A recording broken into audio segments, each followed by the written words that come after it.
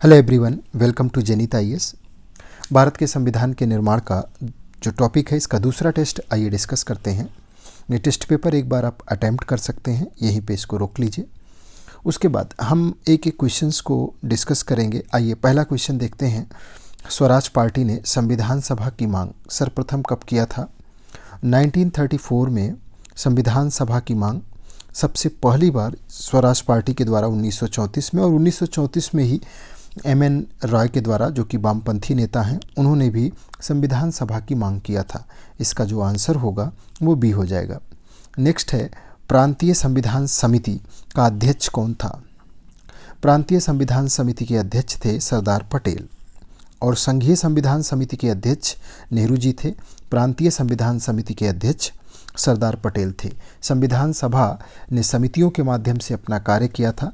समितियों को अलग अलग सेगमेंट में, जैसे संघ शक्ति समिति, संघीय संविधान समिति, प्रांतीय संविधान समिति, प्रारूप समिति, और ऐसे ढेर सारी समितियों में इसे बांटा गया था। जब आप बुक पढ़ रहे होंगे तो आपको इन समितियों को धीरे धीरे करके, सारी समितियों को अपने माइंड के साथ कोरिलेट कर लेना है और ध्यान रखना है। क्वेश्चन यहाँ से पूछा जाता है।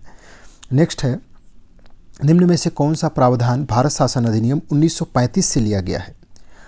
1935 के अधिनियम से हमारे संविधान का 2/3 हिस्सा शामिल किया गया है। 2/3 हमारे संविधान का जो हिस्सा है वो भारत शासन अधिनियम 1935 से लिया गया है, जिसमें लोक सेवा आयोग, राज्यपाल का कार्यकाल, आपातकालीन उपबंध और न्यायपालिका, ये व्यवस्था जो है सारी की सारी हमने अपने संविधान में भारत शासन अधिनियम 1935 से शामिल किया है। यह अधिनियम अपने आप में काफ़ी बड़ा था, क्योंकि ये भारत को संघीय और प्रांतीय दोनों को समेटता हुआ बनाया गया अधिनियम था, जो ब्रिटिश संसद के द्वारा तैयार किया गया था। क्वेश्चन नंबर 4 है, संविधान सभा की कार्य संचालन समिति। संचालन समिति जो थी वो एक बड़ी समिति थी, और कार्य संचालन समिति एक छोटी समिति थी। तो संचालन समिति के तो अध्यक्ष डॉक्टर राजेंद्र प्रसाद थे, लेकिन जो कार्य संचालन समिति थी इसके अध्यक्ष डॉक्टर के.एम. मुंशी थे। कार्य संचालन समिति के अध्यक्ष डॉक्टर के.एम. मुंशी थे, ये गलत हो जाएगा। भारतीय राजनीतिक व्यवस्था में संविधान सर्वोच्च है। मैंने लास्ट बार भी आपको बताया था, संसद और राष्ट्रपति नहीं। संसद की सर्वोच्चता पर अंकुश, संप्रभुता पर अंकुश कौन लगाता है? न्यायिक पुनरावलोकन की शक्ति। तो जो संविधान सम्मत नहीं होगा उसको न्यायिक पुनरावलोकन में विधि शून्य घोषित कर दिया जाएगा। तो हमारा जो संविधान है वो सर्वोपरि है, ये भी गलत हो जाएगा। आंसर होगा इसका डी। नेक्स्ट क्वेश्चन देखिए, भारतीय संविधान पूरी तरीके से एक संप्रभु निकाय थी। बिल्कुल सही है। भारत के संविधान का प्रारूप तैयार करने वाली संविधान सभा के सदस्यों को विभिन्न प्रांतों की विधानसभाओं के द्वारा चुना गया था। बिल्कुल दोनों सही है। आपका आंसर हो जाएगा इसमें बी। जो हमारी संविधान सभा थी उसको विभिन्न प्रांतों की विधानसभाओं के द्वारा चुना गया था, डायरेक्ट उसके लिए चुनाव नहीं हुए थे। राष्ट्रपति के विचारार्थ राज्यपाल द्वारा विधेयक सुरक्षित रखने का प्रावधान ये कनाडा से लिया गया है, ऑस्ट्रेलिया से नहीं। और लिखित संविधान का प्रारंभ अमेरिका से हुआ है, भारत से नहीं। तो पहला और दूसरा गलत हो गया। तीसरा देखिए, संघात्मक व्यवस्था का प्रावधान ये कनाडा के संविधान से लिया गया है, सही है। आपसे प्रश्न में पूछा गया है कौन सा स्टेटमेंट रॉन्ग है, तो 1 और 2 रॉन्ग होगा। आंसर हो जाएगा सी।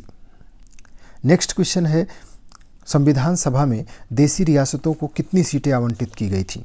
इसमें सीटें थीं 93। अगर टोटल सीटों की बात करें तो 389 कुल सीटें थीं, जिसमें से 296 सीटें ब्रिटिश भारत के द्वारा, और 93 सीटें जो थी वो भरी जानी थी देशी रियासतों के द्वारा। कैबिनेट मिशन भारत कब आया? 24 मार्च 1946। इसमें 3 लोग आए थे। एक थे सर स्टेफर्ड क्रिप्स, एक थे ए.बी. अलेक्जेंडर, और एक थे सर पैथिक लॉरेंस। ये 3 लोग थे, जिसमें जो लॉरेंस थे ये इस कैबिनेट मिशन के अध्यक्ष बनकर के भारत आए थे। कैबिनेट मिशन का 2 उद्देश्य था भारत के अंदर। एक उद्देश्य था संविधान का निर्माण, संविधान सभा का गठन, और दूसरा जो उद्देश्य था वो था अंतरिम सरकार, अंतरिम सरकार का गठन। संविधान सभा का गठन और अंतरिम सरकार का गठन। पाकिस्तान की मांग को संविधान कैबिनेट मिशन ने अस्वीकार कर दिया था। उन्होंने कहा जिस आधार पर आप पाकिस्तान की मांग की बात कर रहे हैं वो संभव नहीं है, क्योंकि पूरे भारत में मुस्लिम हैं और जिस क्षेत्र में आप मांग कर रहे हैं वहाँ गैर मुस्लिम लोग भी हैं, तो ऐसा संभव नहीं है कि धर्म के आधार पर भारत का विभाजन किया जा सके। तो कैबिनेट मिशन ने पूरी तरीके से भारत के विभाजन को अस्वीकार किया था। उसके बाद मुस्लिम लीग एग्रेसिव हुआ, प्रत्यक्ष कार्यवाही दिवस, दंगे, तमाम तरीके की गतिविधियां इन लोगों ने की, जिसके बाद में विभाजन को अपरिहार्य माना गया। इसकी चर्चा हम लोग डिटेल में आगे करेंगे। नेक्स्ट क्वेश्चन है, भारतीय स्वतंत्रता अधिनियम 1947 में पारित किया गया। बिल्कुल सही है। जुलाई अगस्त 1946 में अंतरिम सरकार के लिए चुनाव होता है। उसी में संविधान सभा का गठन होता है। संविधान सभा की पहली बैठक 1946 में 9 दिसंबर को की जाती है। संविधान सभा का बहिष्कार करती है मुस्लिम लीग और पाकिस्तान की मांग पर अड़ जाती है। दंगे फसाद किए जाते हैं। अंत में 3 जून 1947 को जब विभाजन अपरिहार्य महसूस होता है, तब फिर माउंटबेटन योजना प्रस्तुत की जाती है लॉर्ड माउंटबेटन के द्वारा 3 जून 1947 को। इसी रिपोर्ट के आधार पर 1947 में 18 जुलाई 1947 को ब्रिटिश संसद के द्वारा भारतीय स्वतंत्रता अधिनियम पारित कर दिया जाता है, जिसमें लिखा जाता है कि 15 अगस्त को देश का विभाजन, भारत को आज़ादी, 2 अलग अलग देश भारत और पाकिस्तान का निर्माण होगा। इस अधिनियम के पारित होने के 18 जुलाई 4 दिन बाद 22 जुलाई 1947 को हमने तिरंगे को राष्ट्रीय ध्वज के रूप में स्वीकार कर लिया, क्योंकि 15 अगस्त 1947 को इसे फहराया जाना था। तो संविधान सभा ने 22 जुलाई 1947 को इसे स्वीकार कर लिया। तो ऐसे डेटों को याद रखिएगा।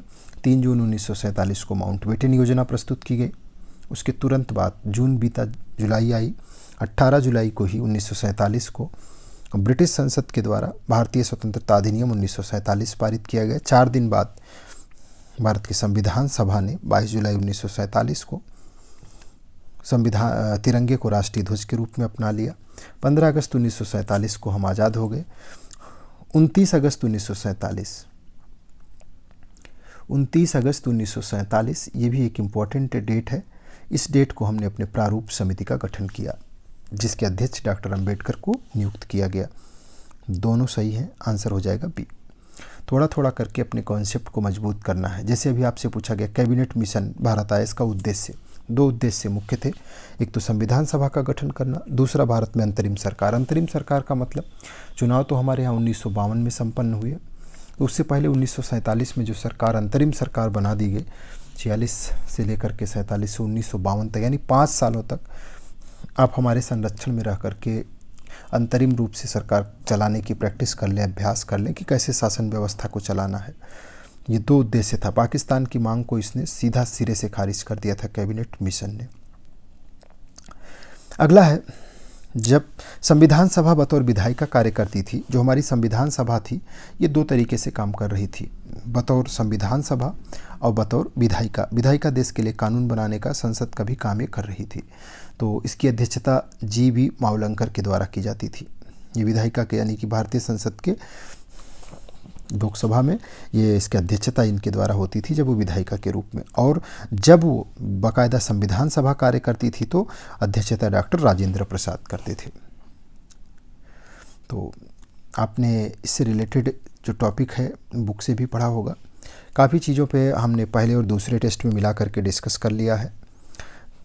टेस्ट पेपर को अटैम्प्ट करिए, उसके अलावा साथ साथ इनका रिवीजन करते रहिए। सैटरडे संडे 2 दिन का टाइम आपको सिर्फ रिवीजन के लिए निकालना है। 2 दिन कोई नई चीज़ नहीं पढ़नी है। 5 डेज आप नई चीज़ों को पढ़ें, 2 दिन सिर्फ और सिर्फ पुरानी चीज़ों का रिवीजन करना है। वीडियो ये आपके पास अवेलेबल होगा, इसे आप स्पीड बढ़ा करके भी रिवाइज कर सकते हैं, जिससे समय की भी बचत होगी। आपस में सारी चीज़ें कनेक्ट हो जाएँ, और जब कॉन्सेप्ट्स बनने लगते हैं तो हमारे कॉन्सेप्ट हमारे मैग्नेट का काम करते हैं। उसमें सारी चीज़ें आकर के जो आसपास की चीज़ें होती हैं वो चिपकने लगती हैं, और फिर सारा रास्ता आसान होता चला जाता है। तो बिल्कुल कॉन्फिडेंट होकर के, बिल्कुल पॉजिटिव होकर के और उत्साह के साथ काम करें। ये मान करके चलें कि जितनी तीव्र गति से, जितनी विश्वास के साथ और पॉजिटिविटी के साथ आप अपनी मंजिल की तरफ बढ़ेंगे, उससे 10 गुना ज़्यादा स्पीड के साथ आपकी मंजिल आपकी तरफ आएगी। सफ़र सुहाना होना चाहिए, सफ़र का आनंद लें, सफ़र बोरिंग ना हो, थकाऊ व उबाऊ ना हो, इसका भी ध्यान रखना है। अपने कॉन्सेप्ट को बनाते चलिए और पूरे खुशी के साथ में काम करिए। प्लान हल्का हो, टाइम टेबल बहुत हार्ड ना बनाएं, लेकिन जैसा भी बने उसको अच्छा सा फॉलो किया जाए, उस पर चला जाए। जो जो टॉपिक आपको करना है वो 100% करते हुए चलना है, ताकि उसमें किसी भी तरीके का कोई कन्फ्यूजन ना रह जाए। ये दूसरा टेस्ट था, अभी 4 टेस्ट इसमें हम आपके साथ और डिस्कस करेंगे। 6 टेस्ट के बाद इस टॉपिक से कोई भी क्वेश्चन 100% ये टॉपिक आपका एकदम रेडी हो जाएगा। तो इस तरीके से आगे की तरफ बढ़ना है ताकि किसी भी तरीके का डाउट ना रहे। भारत सरकार की एक योजना थी संसद आदर्श ग्राम योजना, जिसमें एक एक गांव को आइडियल बनाना था। वो गांव एक मॉडल का रूप हो जाता। वैसे ही आपको अपने एक एक टॉपिक को, एक एक चैप्टर को भी आदर्श बनाना है, ताकि अन्य टॉपिक को भी आप इसी पैरामीटर पर सेट कर पाएँ कि जैसा मैंने इसको तैयार किया था वैसे ही आगे, जैसे मेरी पॉलिटी तैयार हो चुकी है वैसे मुझे हिस्ट्री, वैसे ही हमें इकोनॉमिक्स, वैसे एनवायरनमेंट, सारी चीज़ों को तैयार करना है। तो ठीक है, फिर इस अंक में इतना ही। धन्यवाद।